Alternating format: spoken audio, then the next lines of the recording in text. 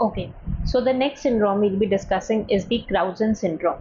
So, Crouzon syndrome is the most common craniofacial dysostosis syndrome. What does it mean? Craniofacial dysostosis means that when there is a early fusion or early closure of the sutures which results to the deformation of the head is called as craniofacial dysostosis. So it is the most common craniofacial dysostosis. Okay, here the classical features we see is a triad. What are those triad?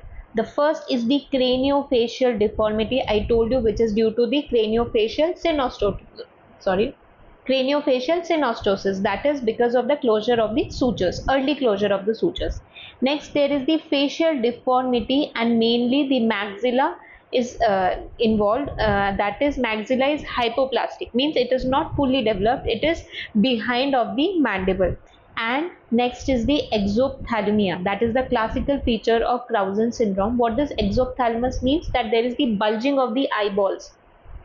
You can see the eyeballs are bulged here. Okay, because of this there is a resemblance of to it with a frog face. So Crouzon syndrome triad, that is the craniofacial deformity, facial deformity in which the maxilla is hypoplastic, and the next is the exophthalmos is the classical features, and this is also seen in Carpenter syndrome or Eppert syndrome, but most commonly if Crouzon syndrome is there, we'll prefer Crouzon syndrome. Okay, so what is the what are the etiology of Crouzon syndrome? Most commonly, the gene involved is the fibroblast growth factor 2, receptor 2, which involves the chromosome 10, and also there can be involvement of the FGFR3 gene can also be involved, in which the chromosome number 4 is involved. Okay, so it is a rare congenital syndrome marked by the premature fusion of cranial bones of the skull, which is called as craniofacial dysostosis. I already told you.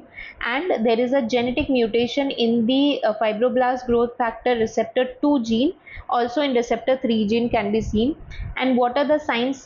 First of all, there will be cranial deformity, that means high flattened forehead, wide set bulging eyes, which is called as exophthalmos, and underdeveloped upper jaw, prominent lower jaw, because the maxilla is behind of the mandible, so the mandible will become more prominent than the maxilla. Okay, and also there can be cleft palate in this case.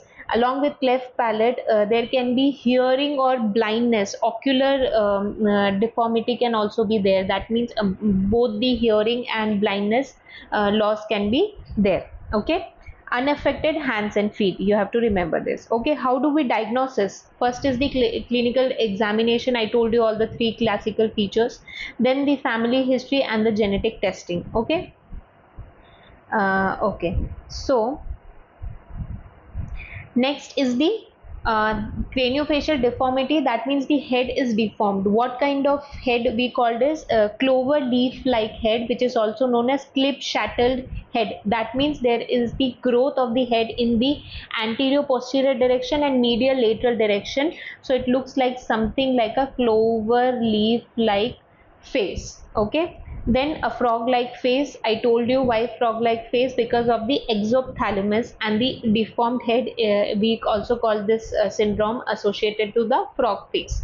And there is a parrot beak like nose. There is a typical pointed beak like nose will be present, which is closely related to a parrot beak. Okay, how do we find it radiographically? Examination may there will be copper beaten skull appearance. You can see in this feature there is it looks like the metal beaten or the copper beaten skull appearance. Okay, so let us revise this again. Crouzon syndrome, most common craniofacial dysostosis syndrome. Okay, craniofacial dysostosis is there.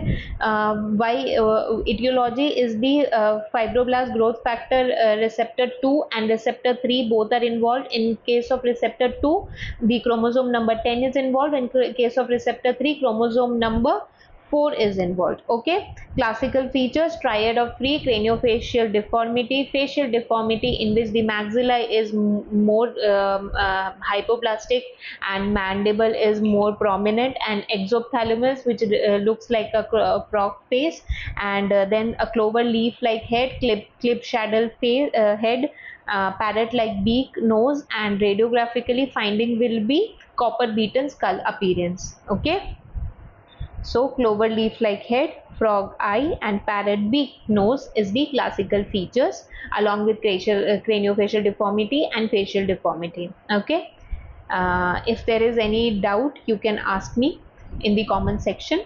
Thank you.